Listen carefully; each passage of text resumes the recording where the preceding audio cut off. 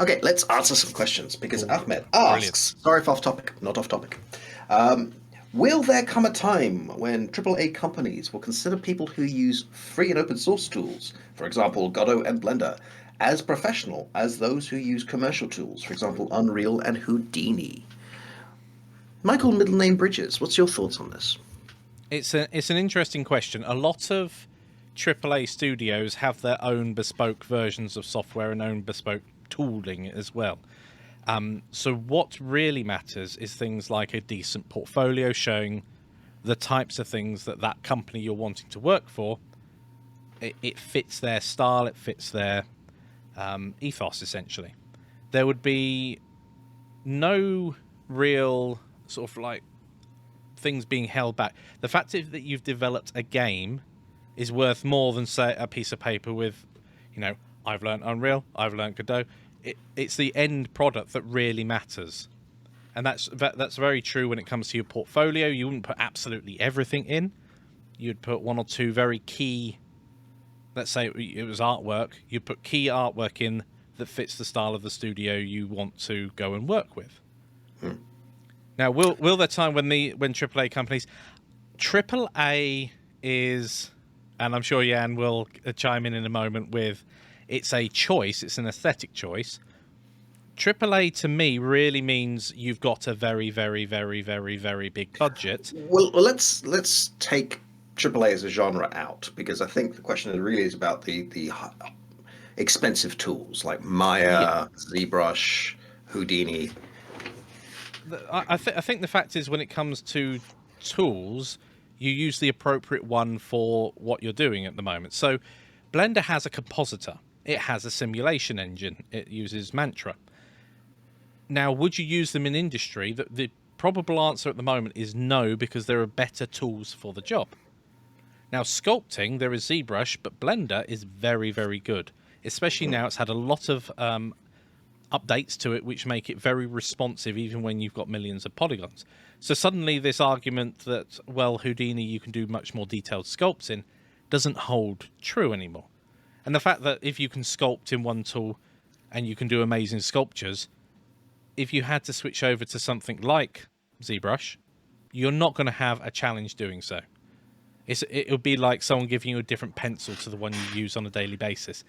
Wouldn't really make a ton of difference because you've already got and have developed the skills to sculpt. There's also it takes a while for free and open source tools to get on par with expensive professional tools. And one of the main reasons is they're community driven, right? So whereas, for instance, Godot has full-time staff working on it and it works on subscription, a lot of the development is done by people contributing to the code or contributing to the documents, which is great and it has a lot of advantages. But it is very hard to keep pace with something like Epic Games, who can set aside a budget and a timetable, and Mm. people who just work on this as their day job, and they don't have to worry about, I don't have time to work on this because I've got to make rent. This is how you're making rent. So there's that part of it. But once they catch up, they tend to be very good. The other big problem is, and this is less true for Godot, and it used to be true for Blender, but it isn't as true now, Hmm. is free and open source software often really struggles with the user interface and can be very hard to get into. I mean, I remember earlier versions of Blender where the user interface was just, Right click select anybody? I mean, you needed a course just to learn the UI. Yeah. A great example of this would be Audacity, which is actually being revamped right now. Yeah. But it's not a pretty program, and it's not easy. I didn't even know there was a spectrograph view. Did you know there's a karaoke view in Audacity? A karaoke view. There is. On the point of different bits of software like that, the other thing that's often overlooked is a big studio. It's not just about free and open source. This applies to anything. If you have 10 employees, let's say, that's a small studio, and they've all learnt, let's say, Maya or any other tools, then you've probably spent a lot of money on training them. You may have even spent a lot of money in bespoke plugins. Because the other thing that Maya, especially in the larger studios, they actually have bespoke plugins. They have a call line as well. Hey, this thing that I'm trying to do isn't working. It's crashing Maya. That you get an engineer that actually comes and helps you. So there is this kind of support network behind it that hobbyists and indie developers can't afford in general, and often don't want. They they often enjoy the But problem this solving. reminds me of like the Unreal versus Godot thing that someone was asking about a few months back.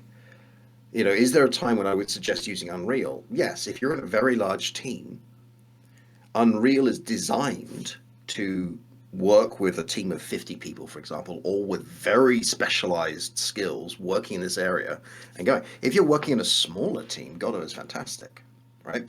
Free and open source tools typically tend to skew towards the hobbyist or the people who like using free and open source, who tend to not have big budgets and work in small groups. Not entirely, like the Sonic Colors Ultimate. Hmm. Just keep adding words to it. Sega is not a small company. It's a good engine for what they want to do with that. So, will there ever come a time where people see it as professional? I think Blender is being taken more seriously. I think Godot is being taken more seriously. I think there will be specific tools that have specific advantages. I don't necessarily think they'll replace the higher end budget things. In the same way that GIMP is very good at what it does, but at a professional level, there are some times where you might prefer Photoshop.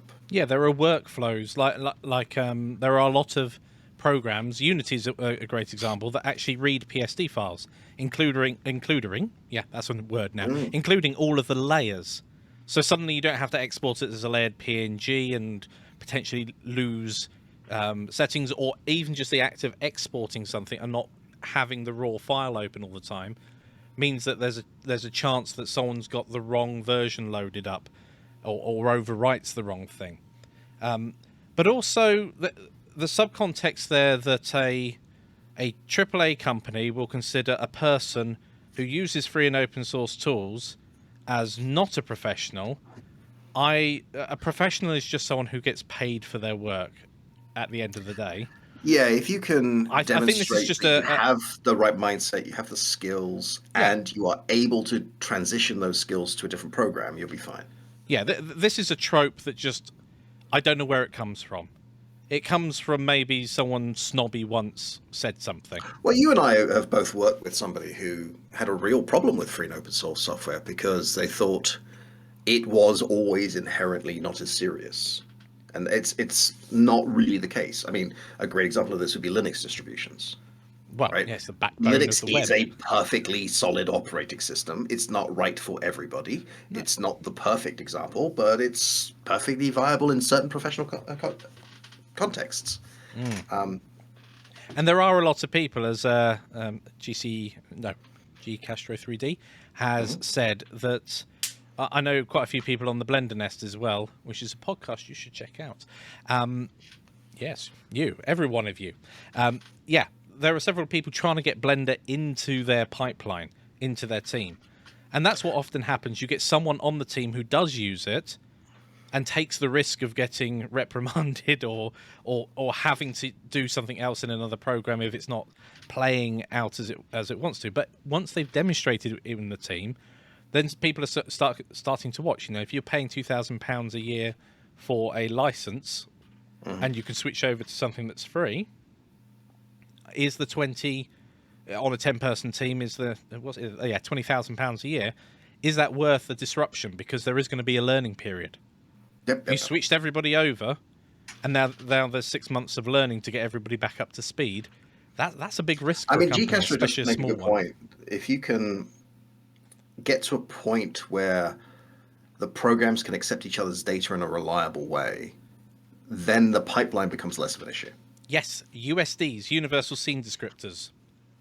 That's the way US forward dollars. in the future. It's amazing. You can open up a absolutely humongous scene and move things around, and it's just amazing what you can do with a USD.